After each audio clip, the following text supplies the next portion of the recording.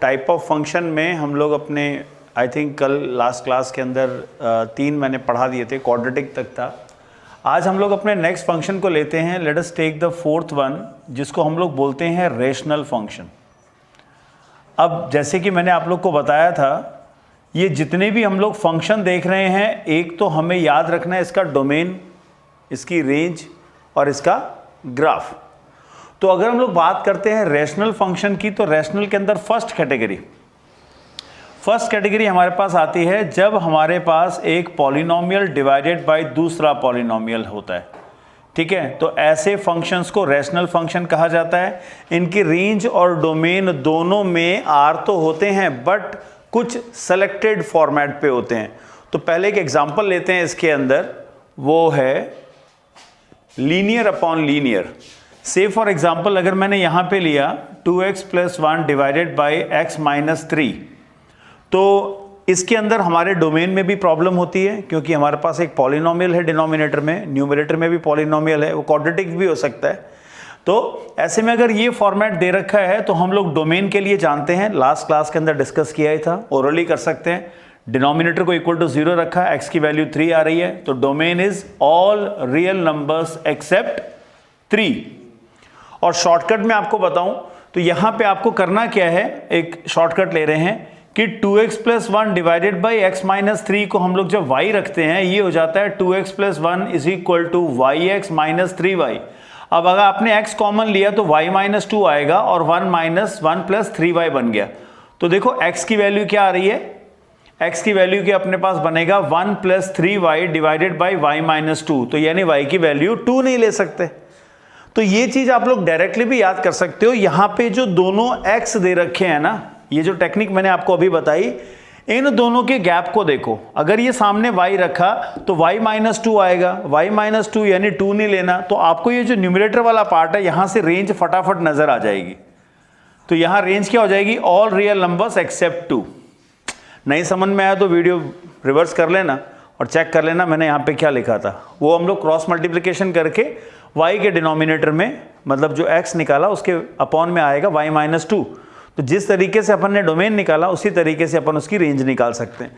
अब ये फॉर्मेट आ गया, तो ये 2 चीजें आप लोग को ध्यान रखनी है। तीसरी चीज है इसका डायग्राम। इसका डायग्राम थोड़ा सा इंटरेस्टिंग बनता है। इसमें बोलते हैं x की वैल्यूज जो है वो 3 नहीं हो सकती। x की वैल्यू 3 का मतलब है, लेट मी टेक 1, 2 एंड 3। तो 3 पे एक डॉटेड लाइन बना लो आप, ठीक है, ये है वैल्यू 3। एंड y की वैल्यू 2 नहीं हो सकती, तो मैंने 2 पे एक डॉटेड लाइन बना ली। तो आपके पास एक डॉटेड लाइन आ रही है। डॉटेड लाइन कहती है ये वैल्यू नहीं आएगी, ना ही ले सकते हैं। इसका मतलब हमारा ग्राफ इनको टच नहीं करेगा, और अगर टच नहीं करेगा, ये दोनों लीनियर हैं, तो ये दोनों अलग अलग फेसेस में बनेंगे, या तो इस तरफ बनेगा या इस तरफ बनेंगे। तो आप ऐसे में 2-3 हिट एंड ट्रायल मेथड से वैल्यूज ले लें। फॉर एग्जांपल अगर मैंने यहाँ पे x की वैल्यू रख दी 1, तो ऊपर हो गया 3, नीचे हो गया -2। करेक्ट है, चेक करके देख लो। अगर मैंने x की जगह 1 ले लिया, ये क्या बन गया, 3 और अपॉन में 1 -2 हो गया, जो वैल्यू -1.5 होती है। अब देखो x = 1 पे -1.5, ये इधर है। तो बस इससे हमें पता लग जाएगा हमारा ग्राफ कुछ ये इस तरीके से बनेगा। या आप लोग चेक भी कर सकते हो, जैसे नेक्स्ट वैल्यू मैंने यहां पे ले ली 4 रखो, 4 2 = 8, 8 + 1 = 9 डिवाइडेड बाई 4 - 3 = 1, 9। ये बहुत ऊपर वैल्यू होती है, 9 पे टच करती है। थोड़ा आगे बढ़ जाओ, 5 पे आ जाओ आप। 5 2 = 10 + 1 11 और 2, 11/2 कितना होता है, 5 पॉइंट समथिंग। तो 5 पॉइंट समथिंग, तो this will come like this. और जैसे अब इसको हायर वर्जन में ले जाओगे, मैं आपको एक चीज बताता हूं।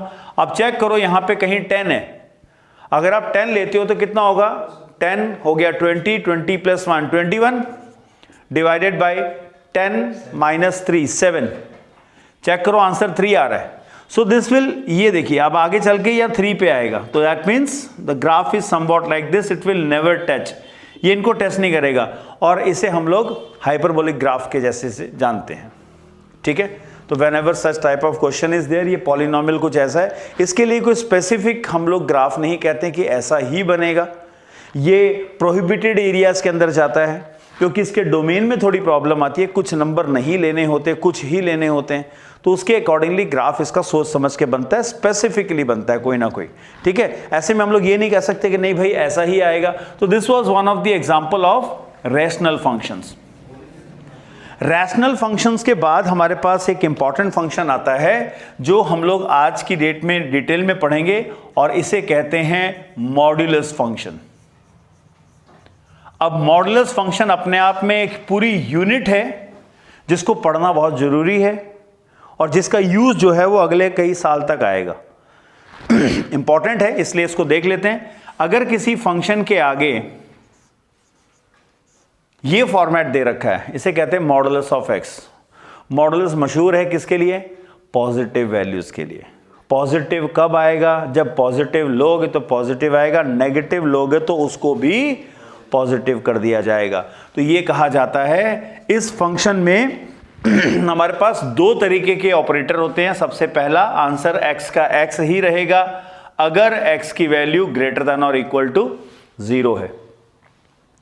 इसकी वैल्यू x आएगी अगर x की वैल्यू लेस देन 0 है। बच्चे अगर मैंने नेगेटिव ले लिया तो नेगेटिव नहीं, उसके आगे एक माइनस लगा दिया जाएगा जिसके कारण minus and minus becomes plus. तो ये हमारे पास एक मॉडुलस फंक्शन की डेफिनेशन है। इसका हम अभी एक एग्जांपल लेके देखते हैं, बट उसके पहले आप देखिए इसका डोमेन, क्योंकि इसका डिनोमिनेटर है नहीं इसीलिए ऑल रियल नंबर्स। मॉडुलस हमेशा पॉजिटिव आंसर देता है, इसका मतलब रेंज हो गई आर पॉजिटिव। अगर आर पॉजिटिव है तो आपको ये बता दूं, यहां पे देखो बनाने का एक तरीका बताता हूं आपको। अगर ये फंक्शन सिर्फ x होता तो ये कुछ ऐसी लाइन होती, आइडेंटिटी फंक्शन होता है ये। अब हम जानते हैं इसके ऊपर मॉड लग चुका है, कुछ आंसर नेगेटिव भी आ रहे हैं, -1 आ रहा है, यहां पे लेने पे -2 भी आ रहा है। मॉड लेने के कारण नेगेटिव बन जाएगा पॉजिटिव। तो जो x इज इक्वल टू 1 रखने पे मेरा आंसर -1 आ रहा था, अब आएगा 1, यहां चला गया। जो मेरा x की वैल्यू -2 लेने पे आंसर भी -2 आ रहा था, अब बन गया +2। तो आप देखोगे ये लाइन यहां से हटके इस तरफ आ जाएगी। तो modulus graph never goes to negative zone, ठीक है, क्योंकि मॉड हमेशा पॉजिटिव में आंसर देता है। तो इनके ग्राफ बनाने का, तो हम लोगों ने एक एग्जांपल लिया था जहां से हमें कुछ वैल्यूज लेने पे पता लगा मॉड फंक्शन वी शेप का होता है। बच्चे, मॉड के अंदर लीनियर हो तो वी शेप का होता है, वरना ये जरूरी नहीं वी शेप का हो। ये ध्यान रखना, नेगेटिव जोन में नहीं जाता, बस क्लियर। एक हम लोग जैसे दो चीजें मैंने आपको बता दी, मॉडुलस को थोड़ा सा और डिटेल में देखते हैं। और मान लीजिए मैं आपसे कहता हूं बेटा modulus of x is equal to x-3 का ग्राफ बताओ, तो ऐसे फंक्शन का डोमेन और रेंज निकालने का तरीका सीख रहे हैं हम लोग। अब ये जो फंक्शन है, हम लोग इसके डोमेन की बात करें, डोमेन बिल्कुल भी चिंता नहीं करनी, डोमेन हमेशा आर रहता है क्योंकि डिनोमिनेटर तो है नहीं। अब अगर इसका डिनोमिनेटर नहीं है तो हम क्या करते हैं, क्या करेंगे? Yes, domain is, we take it equal to R, all real numbers. अब रेंज निकालनी है, तो रेंज निकालने के लिए क्या करेंगे, आपको मैं कुछ स्टेप्स बता रहा हूं, उसको फॉलो कीजिएगा। पहला स्टेप, मॉड के अंदर जो भी टर्म दे रखी हो आपने क्या करना है, put the term equal to 0, you will get some answer. अब वो x की वैल्यू कुछ आएगी, मान लीजिए वैल्यू आ रही है c, कोई वैल्यू आ रही है। अब आपको क्या करना है, ये ध्यान देना है, नंबर लाइन पे अगर c एक पॉइंट है, c से बड़ी वैल्यू लेता हूं तो ग्राफ के आगे प्लस का साइन लग जाएगा, यहां सिखाया था। ये जो भी टर्म यहां दे रखी थी उसी टर्म के आगे मैंने प्लस का साइन ले लिया था। अब इसका मतलब ये हुआ, अगर हम इस C पॉइंट के आगे हैं हम प्लस लेंगे, C पॉइंट के पीछे हैं हम उसके आगे माइनस लगा देंगे। अब इसको समझने का तरीका क्या हुआ भाई, इस स्टेप को फॉलो करना है। ये सेकंड स्टेप हो गया हमारा, और थर्ड स्टेप में हम लिख देंगे हमारा वो मॉडुलस ऑफ टर्म कैसा बन जाएगा, उस टर्म के आगे प्लस लगा देना या उस टर्म के आगे माइनस लगा देना जब भी तुम्हारे x की वैल्यू c से बड़ी हो या x की वैल्यू c से छोटी हो। ये एक ट्रिक होती है। तो इस फॉर्मेट को दिमाग में डाल लो और देखो कैसे करना है। अब हमारे पास है x माइनस 3, डोमेन तो आ गया। रेंज के लिए मैंने क्या किया, x माइनस 3 को इक्वल टू 0 रख दिया, तो x की वैल्यू 3 आ गई। नंबर लाइन बनाई और मेरे पास एक वैल्यू आ गई 3, तो 3 के आगे पॉजिटिव, 3 के नेगेटिव। ठीक है, अब मैं ऐसे में क्या करूंगा, मैं यूं समझाऊंगा, मॉडुलस ऑफ x माइनस 3 का ग्राफ कैसा होगा, x माइनस 3 होगा अगर x की वैल्यू 3 से बड़ी है, माइनस ऑफ x माइनस 3 होगा अगर x की वैल्यू लेस देन 3 है। ठीक है साहब, दिस इज मेथड 1, जहां हम लोग मॉडुलस फंक्शन को सिंप्लीफाई करके समझ रहे हैं। आई थिंक फ्रेम में पूरा आ रहा है, कोई दिक्कत तो नहीं है ना, as we are recording this one also. तो भाई हमारे पास ये जो मॉडुलस फंक्शन का एक ये तरीका, बेसिक तरीका बोलते हैं इसको।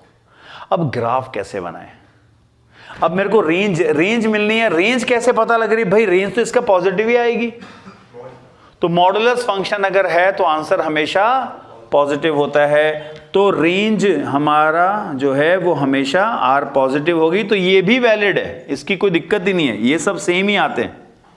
ठीक है, तो हमने ये सारा काम क्यों किया, ये सारा काम हमने किया उसका ग्राफ बनाने के लिए। Got it. अब ग्राफ कैसा होगा, तो ग्राफ मैं यहीं पे बना लेता हूं। ये जैसे मैंने आपको मॉडुलस फंक्शन का बताया, इसी के अंदर हम लोग चेक कर लेते हैं। हमें अब 0 नहीं, हमें 3 पे जाना होगा। तो ये हमारा ग्राफ था, ये रहा 0, यहां 1, यहां 2, यहां 3, यहां 4, इधर 5, इधर 6। तो 3 पे ये 0 है, क्योंकि 0 रखने पे ही तो 3 मिला। जैसे ही 3 से आगे बढ़ेंगे तो आप चेक करना आंसर पॉजिटिव होगा। कॉमन सेंस लगा के करते हैं, 4 रखा, 4 माइनस 3 1, ये आगे वैल्यू 1। 2 रखा, 5 रखने पे 2 आ गया। So this is a graph like this. ठीक है, लोअर वैल्यू लोगे 2, तो 2 3 से कम है, यहां रखना पड़ेगा। 2 minus 3 is -1, minus of -1 is +1, ये हो गया।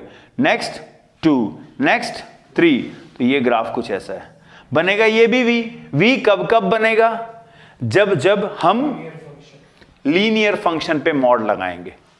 ठीक है, नोट करो, क्योंकि अभी हम लोग मॉड के अंदर एक क्वाड्रेटिक लेके करते हैं जो काफी इंपॉर्टेंट रहेगा, और वो लेंगे अपन। ये जो बोर्ड पे लिखा है ये है मॉडुलस के अंदर एक quadratic part.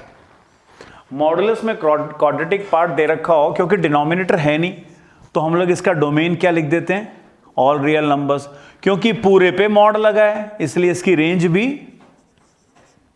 All real numbers होगी, और वो भी पॉजिटिव।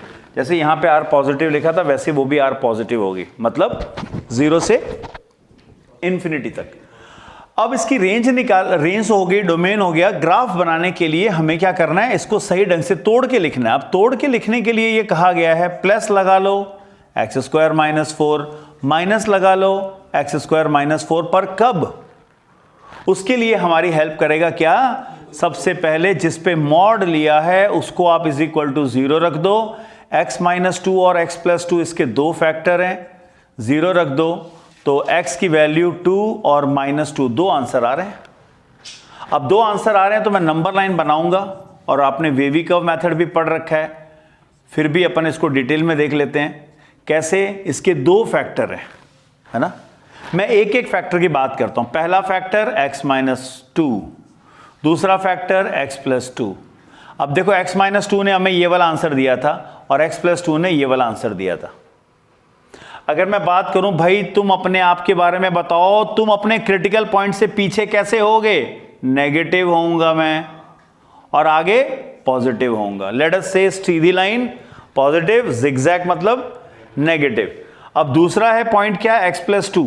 अब x + 2 को हम लोगों ने 0 रखा तो -2 मिला, तो -2 के इधर नेगेटिव, आगे पॉजिटिव। अब अपने पास 3 इंटरवल है। ये इंटरवल देखो, यहां दोनों का मल्टीप्लिकेशन हुआ है, तो यहां पे भी मल्टीप्लिकेशन, 2 नेगेटिव का मल्टीप्लिकेशन पॉजिटिव। ये क्या है, एक नेगेटिव एक पॉजिटिव, मल्टीप्लिकेशन नेगेटिव। आगे बढ़ो, दोनों पॉजिटिव का प्रोडक्ट पॉजिटिव। ये अगर आप वेवी कर्व देखते तो भी यही था, है ना, पॉजिटिव फिर टर्न हो रहा है, इवन ऑड फंक्शन लिंक है सारे के सारे।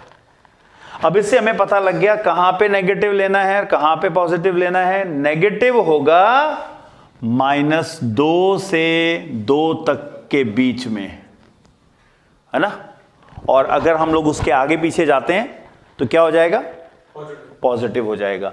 अब इतना ज्ञान लेने के बाद इसका ग्राफ बना लेते हैं। अगर ग्राफ बनाना है तो मैं तुम्हें याद करा दूं, अभी थोड़ी देर पहले टेक्निक पढ़ाई थी एक, x² - 4 का ग्राफ बना लो। ये कैसा है, हमारे सेकंड चैप्टर, हमारे थर्ड फंक्शन के जैसा है, पॉलिनोमियल फंक्शन। पॉलिनोमियल फंक्शन में पढ़ाया था क्वाड्रेटिक का पैराबोला बनता है, तो मैं इसका पैराबोला ड्रॉ करूंगा। लुक एट दिस, मैं रफली ले रहा हूं एक, x = 0 रखने पे -4 मिलता है मेरे को, x = 2 रखने पे 0 आता है, x = 2 रखने पे 0, -2 रखने पे भी 0, ये आ रहा है। तो हमारा ये पॉलिनोमियल ये यूं जाएगा। So this is the graph, है ना। आप एक काम कर सकते हो, x की जगह आप लोग यहां पे चेक कर लो, -3 रख दिया, -3 का स्क्वायर होता है 9, 9 - 4 हो गया 5, तो ये ग्राफ यहाँ पे -3 पे 5 वैल्यू दे रहा है ना, अप्रॉक्सीमेटली सही बन रहा है, कोई दिक्कत नहीं, एग्जैक्ट तो नहीं बना रहे हम लोग। अब आपने क्या देखा यार, ये क्या किया टीचर ने, पॉलिनोमियल थोड़ा ना बोला, उसके ऊपर मॉड लगवा दिया।